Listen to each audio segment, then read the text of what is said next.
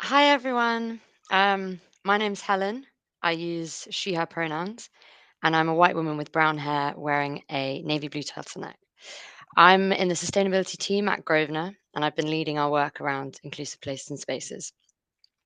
I've got the pleasure in welcoming all of you on behalf of Grosvenor, the Crown Estate, and Motionspot to the first of our live webinar series around the commitments made in the Inclusive Places and Spaces report. I'm really thrilled to see so many people here from different organizations representing the property industry, wider businesses, third sector, and the public sector. The momentum behind inclusive design is building, and it's really great to see more and more businesses engaging with this. Many of you will have been at the Inclusive Places and Spaces event that we co hosted with the Crown in October. This was a key milestone in putting inclusive design at the forefront. At the launch, we outlined the case for change across social, economic, and moral dimensions, but we've always said that what happens next is actually the most important. So that's why throughout the year, we'll be running webinars focused around the commitments that you can see on the right-hand side there that we've made along with the Crown Estate and actually many of you on this call to inclusive design. The plan for these sessions going forward is we will share learnings from across the industry that can empower you to help your business put inclusive design into practice. It will help you understand the tools that we co-created in the report, as well as any new resources. And most importantly, highlight the brilliant work that's already happening in this space so you can hear directly from people who have been pushing the industry forward. Ultimately, our goal is to make the most inclusive and accessible spaces and places the standard. Thanks very much, Helen. Hello, everybody. I'm Ed Warner. I'm a white man with dark hair wearing a blue shirt. I'm also co-founder and CEO of the inclusive design business Motionspot, and I'm absolutely delighted to be chairing this webinar and panel discussion today. In terms of agenda today, we've got a really packed hour of great content. So lots to get through. I'm going to give a short introduction to the Inclusive Spaces and Places initiative. I'm going to hand over to Jason to bring to life what's possible when exceeding building regulations in the built environment. And then we've got a fantastic panel discussion in about 20 minutes' time. I would really urge you to ask any questions using the Q&A function in Zoom, and I'll do my best to field the right question to our panel. So please do use that functionality throughout the session. Just to frame the discussion today and give you a bit of background on the Inclusive Spaces and Places initiative. 3 years ago now, the Crown Estate and Grosvenor came together with a really ambitious vision to improve accessibility and inclusive design in over 500 buildings in central London. They appointed Motionspot as their inclusive design consultant, and with the Crown Estate and Grosvenor, we've been helping them create really welcoming buildings and spaces that provide equitable experiences for everyone. As part of that project, we started with a number of site visits across the estate to get a real sense of the level of accessibility and inclusive design across both estates, but also where improvements could be made. We visited not only retail stores, but also food and beverage, hospitality, commercial workplace, as well as public realm. And really importantly, we spoke to a number of people using these environments. And you'll see this as a theme running through this webinar today, but we gathered so much really fantastic feedback from these stakeholder workshops that this feedback then formed a set of inclusive design themes that run through the Inclusive Spaces and Places project. And just to run through some of these themes for you, the ambition has always been how we could help Crown and Grosvenor improve easy and independent mobility within these buildings and spaces. We had a vision to improve toilet facilities and all sanitary needs within these buildings. How can the buildings and spaces better represent different social and cultural groups? How can multisensory wayfinding be improved in these environments? What considerations can be thought of when it comes to visual and acoustic design principles? How can the finer details of design of fixtures, fittings, furniture suit the ergonomics of everybody? How can accessible well-being be considered, and how does accessible and inclusive design fit into improving accessible well-being? Access to these buildings isn't just about access to the front entrance and using the facilities, but how can everybody equitably evacuate safely from these buildings as well?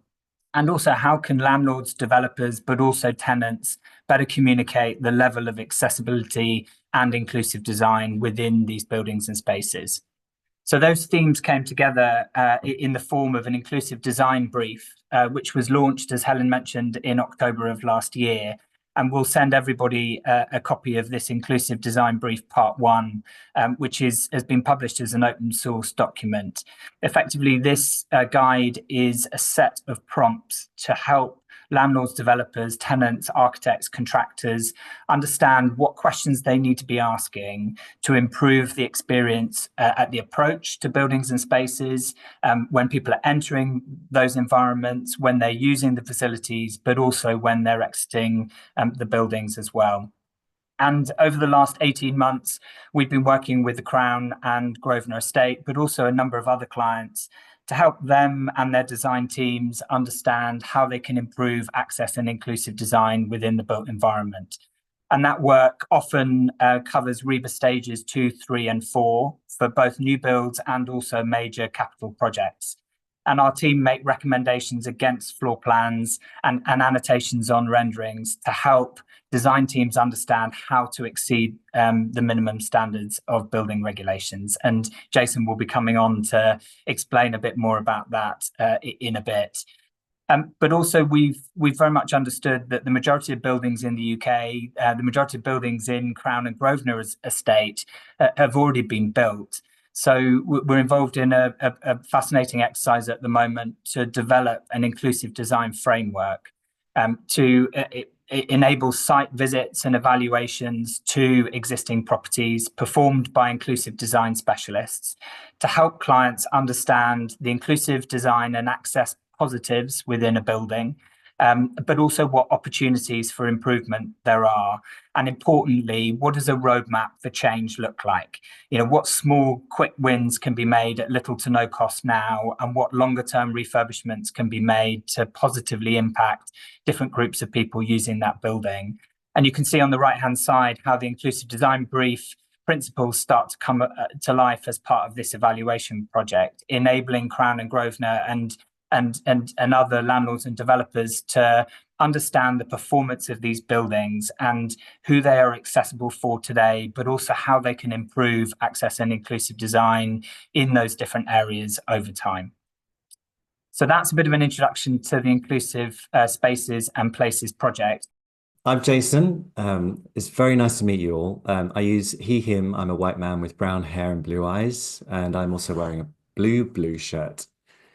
I'm an inclusive design consultant at Motionspot, and I work with architects and designers to make buildings more accessible and inclusive.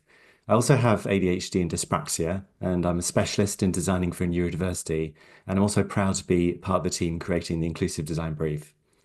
So this seminar today is about why we should exceed standards in design. So I want to show you a few examples of buildings that comply with standards, but still fall short of being an inclusive experience for everybody. So this slide on the left, I've shown the approved documents M, T, K, and B. These are technical guidance documents. Most of you will be familiar with them, especially if you're an architect or a contractor or a local authority. And they are principally used to determine if a building is accessible or not. These are the standards we are asking to exceed.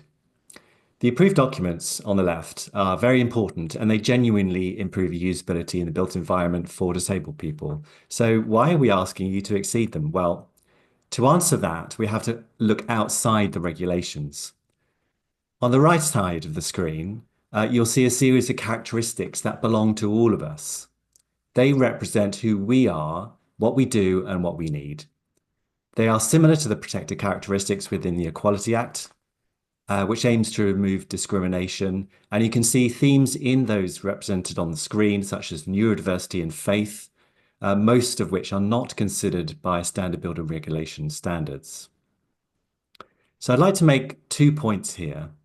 My first point is that compliance with the regulations doesn't take into account all the real world experiences of people using buildings.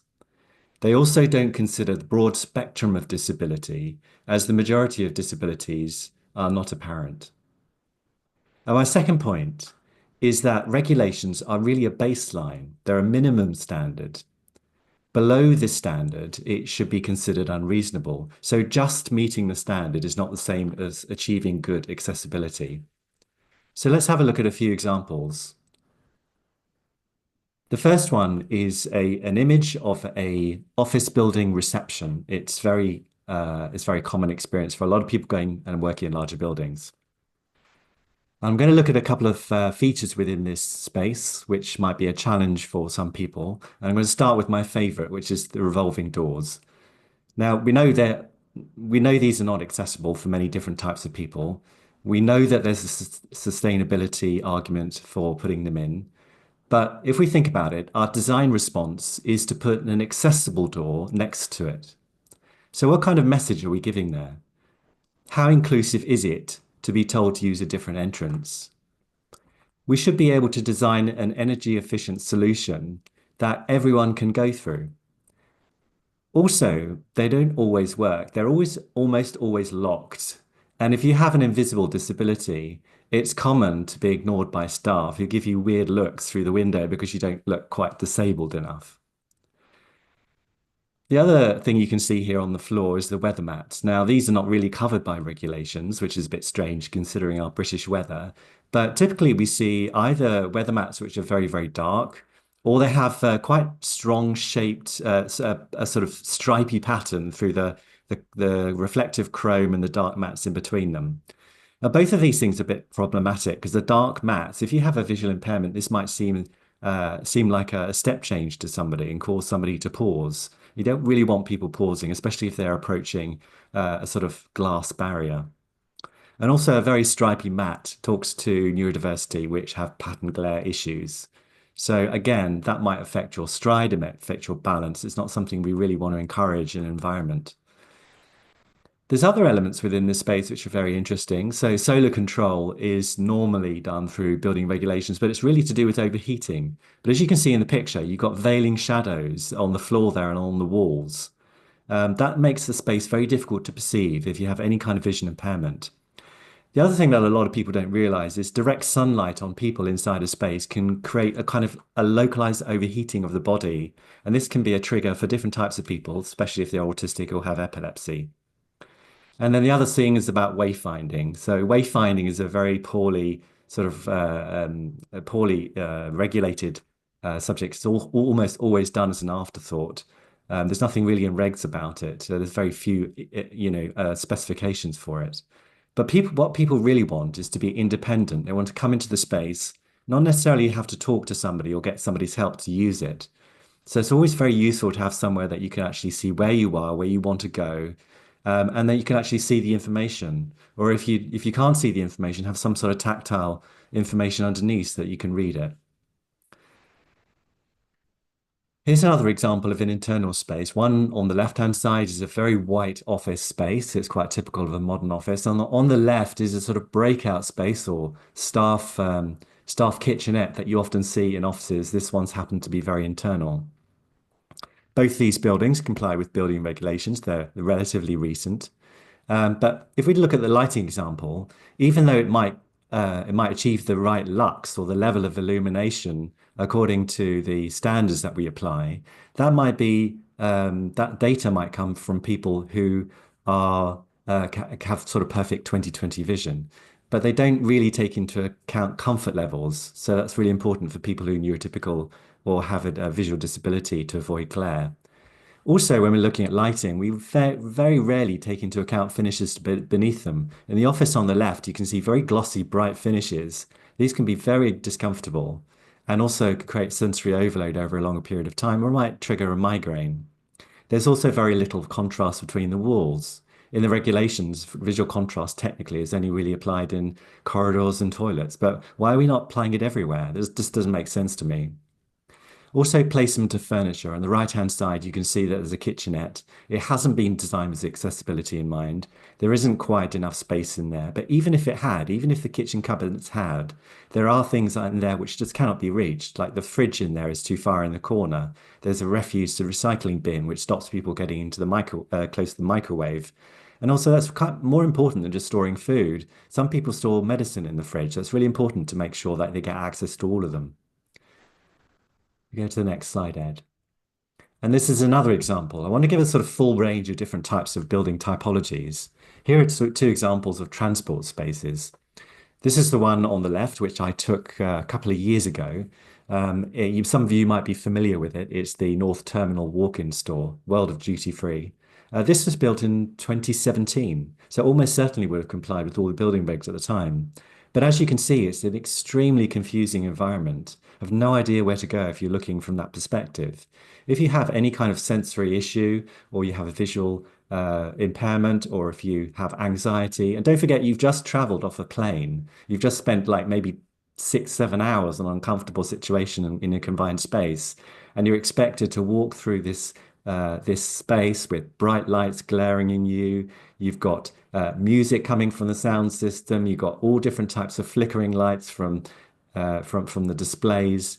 You've got reflected light in the floor, which actually moves as you walk around. So it's very, very confusing. And you've also got perfume smells and also people coming up to you to try and talk to you. So it's a very, very difficult space. The one on the right-hand side, I just wanted to show you a positive example. This is in Stoke-on-Trent. It's a railway station I visited recently. This is a seat, which is always important in transport interchange spaces. But they've gone to the effort of identifying a seat that might be used for an older person or a disabled person. It's not terrifically clear on the contrast there, but you can see a sort of tactile signage on the back of the seat there. Now that seat is raised up because a lot of people who might be disabled will have to transfer either from a wheelchair or they might have hip or knee difficulties. So it's raised up to make it easier to stand. If we're looking onto heritage buildings, and of course across the estate, especially around London, there's a huge amount of heritage buildings and listed buildings. One of the most complex challenges with historic and heritage buildings is that they're often protected under the Planning, Listed Building and Conservation Areas Act. And that most people say consent is required for works that require a change in character of the listed building. And I think people just stop at that. They think we can't do anything to a building. And we appreciate there is a need to conserve heritage. It's a very important shared resource, but it should be accessible to everyone. And there are many routes of negotiation to enable positive change here. On the left-hand side, you can see a building which is an auction house in central London. It's got a heritage facade. They've created an accessible entrance there, and they've got a doorbell to ring, although it's a sort of a secure area. They've included a means of contacting staff to allow you in. They've got a ramp which has got stripes across it so you can identify it. And it's a good example of being able to get into a space which otherwise people would be excluded from. And people always say you can't do much to listed buildings, but of course the interior side is often, there's often modern renovations being done on the interiors.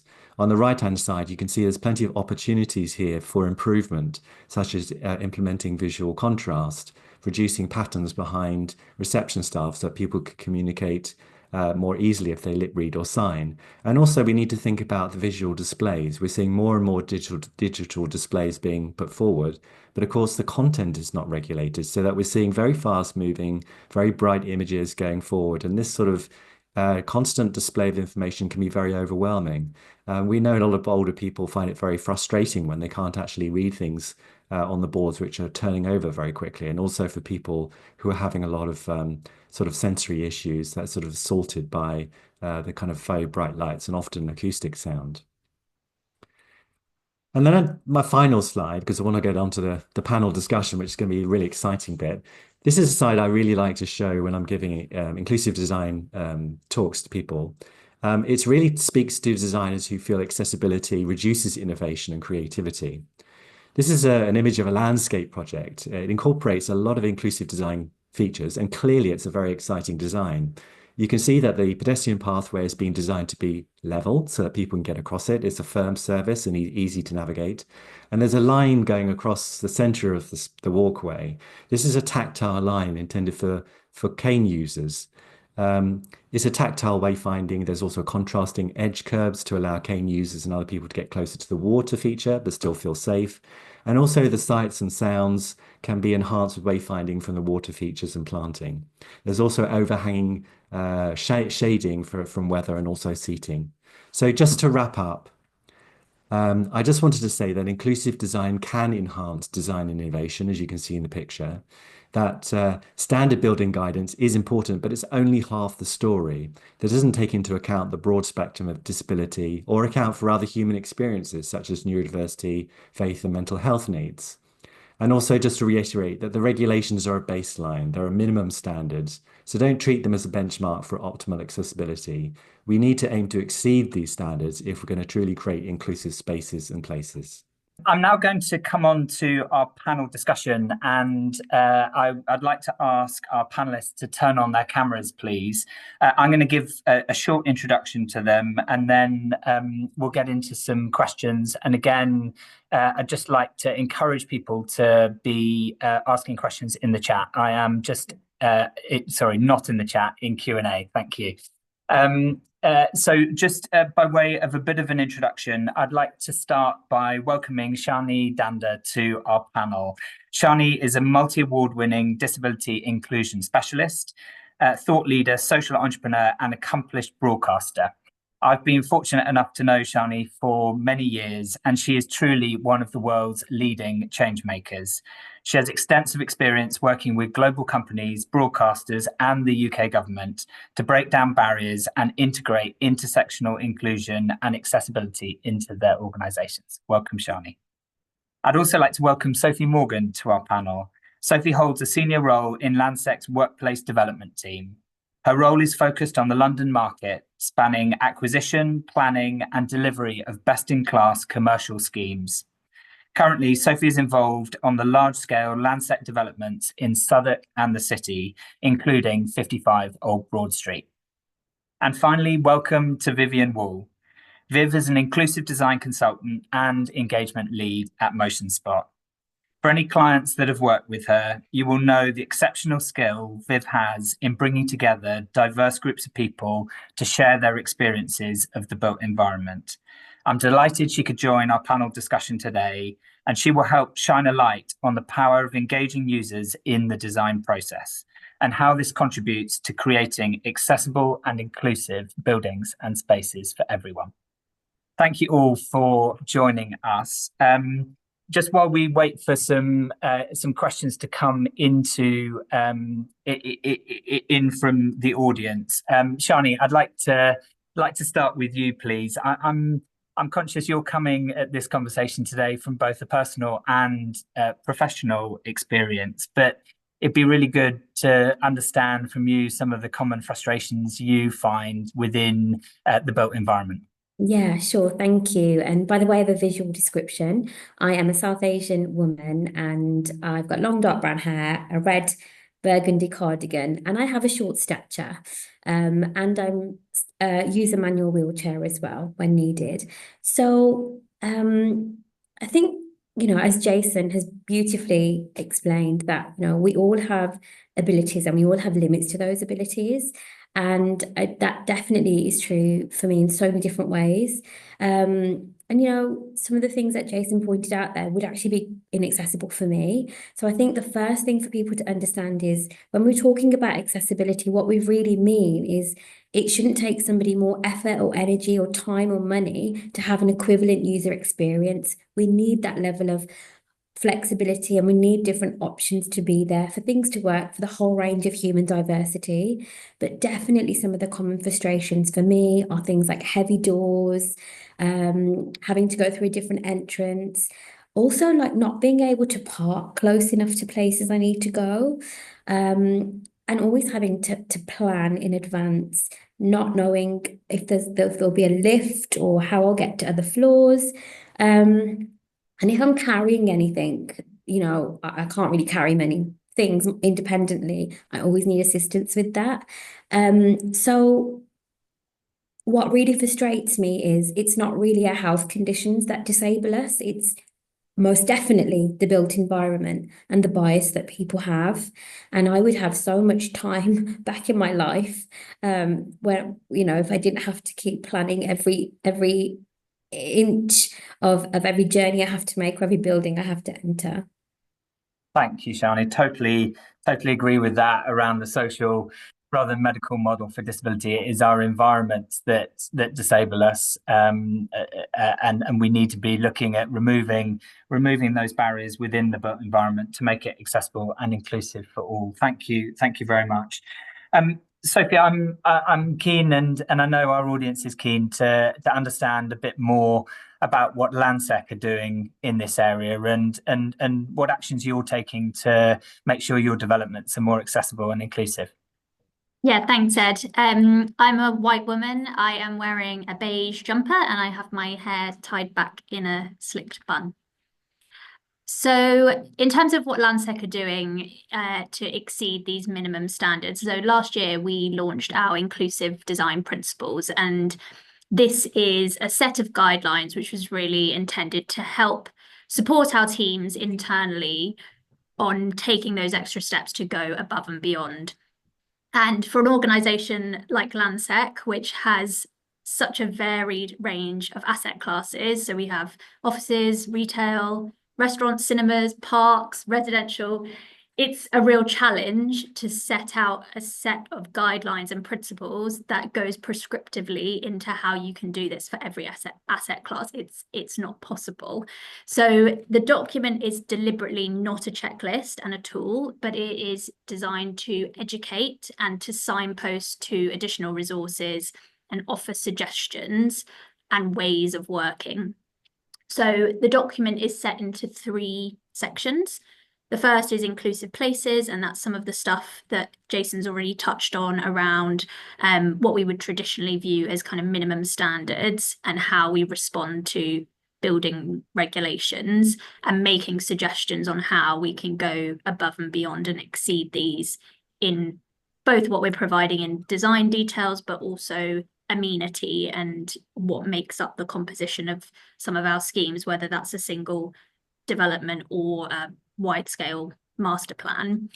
The second is inclusive process, and this is about engagement and how we include our communities within the design process, and I can come on to talk about that in a bit more detail. And the third is inclusive knowledge and skills, and that's all about education, awareness, making sure that we are really fostering a culture within Landsec of continuously sort of challenging ourselves and not just reverting to, well, this is what's in building regs, this is how we've always done it, but educating people to ask questions and push their design teams to think differently. Thanks, Sophie, and thanks for explaining those 3 parts. I'm particularly interested in that point about involving communities in the design process, and just to bring our final speaker into this discussion, and welcome Viv. It'd be great, Viv, to hear a bit more about how you run an accessible and inclusive engagement process, and also any examples you can give of where you've received feedback that has directly and positively impacted the design process. Sure thing. Thanks, Ed. I'm a Black woman of Caribbean heritage. I've got dreadlocks tied up in a bun, and I'm wearing a bright yellow shirt with red flowers in it. So in terms of an inclusive engagement process, one, it starts with building relationships, but it's important to acknowledge that every time you make a design decision, you should be conducting engagement. Otherwise, you're operating from your own bias. And we went through the process earlier with Jason's talk, seeing what regulation and standards exist, but human experience is so broad, you cannot possibly capture it without exploring it. So I'll give you some examples of insights we've gotten. Toilets are often a hot topic, and we got some feedback, not just on the physical design of toilets themselves, but the journey to them. So if it takes you a bit longer to get in and out of the toilet and it's on a major passageway, you're making eye contact with everyone in a situation where you kind of just want some privacy. So that was one insight that we got, and you don't really get that type of detail when you look at guidance documents. Another great example I can think of is having a space to decompress after your journey somewhere. So no matter what industry you're in, no matter what building you've designed, the common thread is you've got to take a journey to get there. It's not always the smoothest. So what space are you providing for people to have a moment to themselves before they head into that meeting, talk to that store assistant, or approach the reception desk to ask for help? It's thinking about the entrance, that the most important point when you come somewhere. So those are just some insights I would give on engagement. Thank you. There's some great examples of feedback that's been embedded in the design process. A question from an anonymous attendee for Sophie. How can inclusive design support sustainability goals? It'd be good to sort of understand how inclusive design supports sustainability at Landsec. Yeah, it's a really interesting one, because we find that there is a lot of overlap, and sometimes they can support, sometimes they can also conflict, which provides sort of a challenge. But the things that come to mind for me is when we're looking at inclusion, as Jason touched on, we're often looking at well-being, and well-being comes really high up in our sort of sustainability agenda. So when we're looking at accreditation and targets, a lot of the decisions that we're making when we're looking at meeting those targets are things that also make our spaces more inclusive. Things like adding greening into offices, changes to lighting, those types of decisions, which don't necessarily cost any more money. It's just about making a more educated design decision. The other angle to it is the social sustainability side. So I can see a few questions coming in around ethnicity and people from encouraging users from different cultural backgrounds to use our built environment and spaces. And actually that ties in hugely to social sustainability and the social value that you can generate from schemes. So for those who are familiar with the planning process, particularly in London, we have stringent targets to provide either affordable housing or affordable workspace within developments. And all of those contribute to social sustainability and encouraging people who are from less represented backgrounds, underprivileged backgrounds, into our schemes. And I think for developers, we have a huge responsibility when it comes to being able to bring people from all backgrounds to enjoy and use new spaces or refurbished spaces. But it's crucial not to look at those in isolation. So if you provide an affordable workspace within a brand new development where all the lunch is really expensive, then it's not truly inclusive, because the people that are using those spaces can't afford to travel there, can't afford to have their lunch. So there's a huge kind of responsibility, I think, on developers to think about inclusion in the round, and that crosses into that social sustainability side. It'd be good to know which harder to reach groups are often missed in the design process. And Mara specifically asks about how can we make spaces more inclusive regarding race and ethnicity. And it'd be good if you've got any examples from the stakeholder engagement that you've run to answer that question. I find that terminology harder to reach groups interesting as well. So I think perhaps just start by looking, for example, in the UK, we've got the Equality Act with protected characteristics. Jason also shared the characteristics on screen, and actively ask yourself, who are we not seeing in our spaces? And as I said before, engaging starts with building a relationship. So perhaps you're reaching out internally with your employee resource groups. In universities, I'll give a personal experience. I was part of like the Afro-Caribbean Society and also a gospel choir. And you wouldn't think that these are the people to consult about the design of spaces, but they're experiencing space differently. So talk to them. Even when it comes to local businesses and communities, you can outright ask questions. So perhaps there's a little organization there for new mums in the community. How can I make this space more welcoming for you as a pregnant woman, as someone with English as a second or third language? What can we do to make our signage easier for you to understand? So those are examples of conversations that you can have. And it's also important to note that you don't only have to consult these groups for larger decisions like planning applications. If you're looking to make the small adjustments that have a big impact, engagement is powerful. Perhaps you're changing the furniture within your space, or lighting, or the color scheme. These things significantly change how someone experiences a space.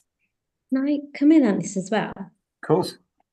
I love this question, Vivian. I really love your answer. And I think Thank you. it's a great reminder for us all that when we're working, whether it's on accessibility or inclusion, our approach must be intersectional because, I'm a disabled person, but in addition to that, there's so many more characteristics and identities that I come to spaces with. I have lots of different needs and I have lots of different preferences as well. And if only one subsect of my needs might be met, I'm still not going to have a good experience because the other needs that I might, or preferences that I have, are going to be overlooked. Every single person on this planet is intersectional. And, I know this might sound a bit harsh, but if your approach to this work isn't intersectional, I genuinely believe you may as well not bother, because it's going to take you so much longer to get there in the long run. We are intersectional as people, so let's approach our work like that as well. You'll have better outcomes, you'll have even more beautiful design, you'll have amazing functionality, and you're going to save so much money.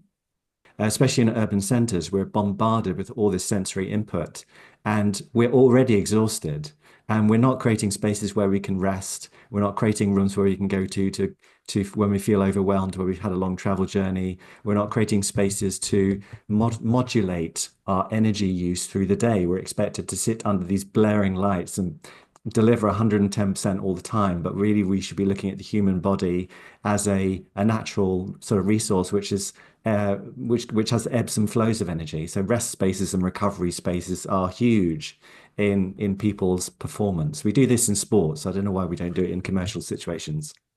Shani, a question from Louise, who says, quite often the challenge is that decision and policymakers have no clue what it's like to live with a disability, therefore don't recognise the importance of going beyond standards. So my question is, how do we get them to see the wood from the trees and really understand this? Yeah, and this isn't just something that affects those in the built environment. This is across all industries and sectors, and nor should we wait for people to experience disability themselves in order to start thinking and caring about it. I know because we're short on time, what I'd like to say is this isn't just a job. You're shaping the way people experience the world and society. And what people don't understand is when we can't access something, the burden's on the disabled person to find another way and to pay more to do it. So the thing that I really want to leave people with is every decision you make, it can either raise or lower barriers to participation in society. Do you want to contribute to the exclusion that we as disabled people face, which is already on a scale that even the UN condemns the UK government? Do you want to contribute to that? Or do you want to help make a fairer society where accessibility isn't seen as a perk or a nice thing to have? We make it a standard. Up to you. There's something I wanted to add on to that as well, Shani. Like building upon what you shared about intersectional approaches and what Jason shared about fatigue. Like we just had International Women's Day, and think about women experience menstruation and menopause, and that also impacts your experience of a space. So there's so many different characteristics you've got to think about when you're thinking about, are you raising or lowering barriers to participation? Sophie, any sort of final message from you, if you were to sort of give one bit of advice to businesses starting their journey to help make their environments more accessible and inclusive, what would it be? Yeah, I would just add that this is not a tick box exercise. And I think particularly on the development side and the commercial side, there's often that reservation that to design truly inclusive places, it's going to cost more, and it doesn't have to. It's really about educating, making informed design decisions, and engaging with people who are going to be able to give you genuine advice on lived experiences. And as developers, we are in a very privileged position and therefore have a responsibility to educate ourselves and make sure that we are bringing in different perspectives, because what good design looks like is hugely impacted by your life experiences and your personal preferences. And so the more voices that you can get to contribute towards design and the design of our built environment, the better.